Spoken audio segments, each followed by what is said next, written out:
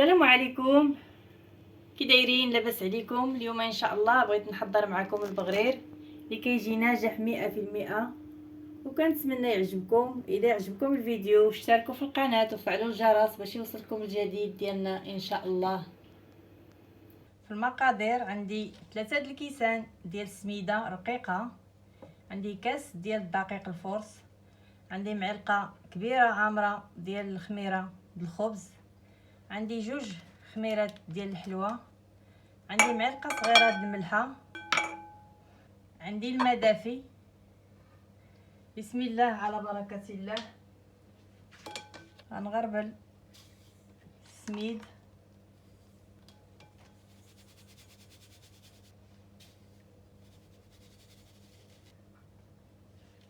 الدقيق،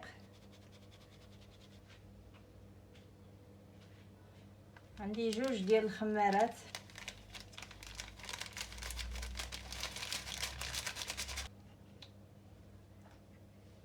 عندي معلقه عامره ديال الخميره، عندي معلقه صغيره د الملحه. غادي نخلط هاد السميده والدقيق مع الخميره، نخلطهم مزيان. والماء غادي ندير 5 د الكيسان من هاد الكاس هذا اللي عبرت فيه الدقيق والسميد، غادي ندير 5 د الكيسان ديال الماء دافي. 3 4 5.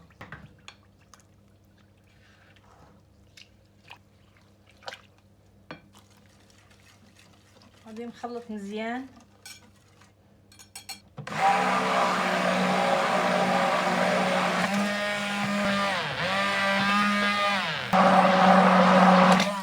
من بعد ما خلطته 4 دقائق، خلطته مزيان، غادي نخليه 15 دقيقه ونرجع معكم.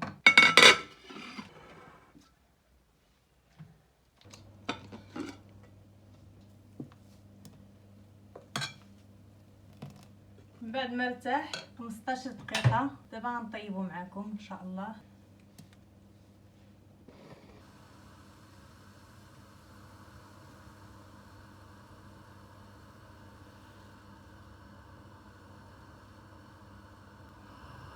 نجهد العافيه باش تخرج العوينات صافي نقص باش تنشف كامله البغريره.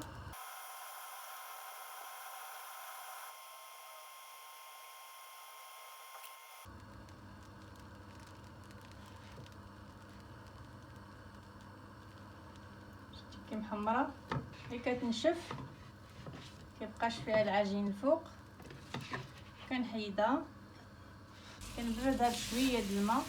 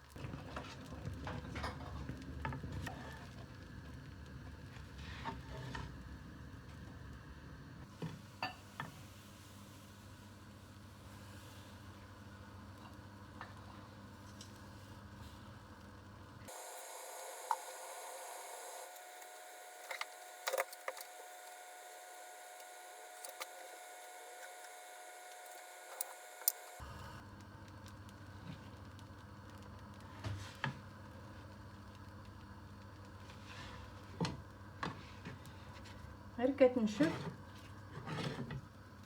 كنحيدوها. من بعد ما طاب البغرير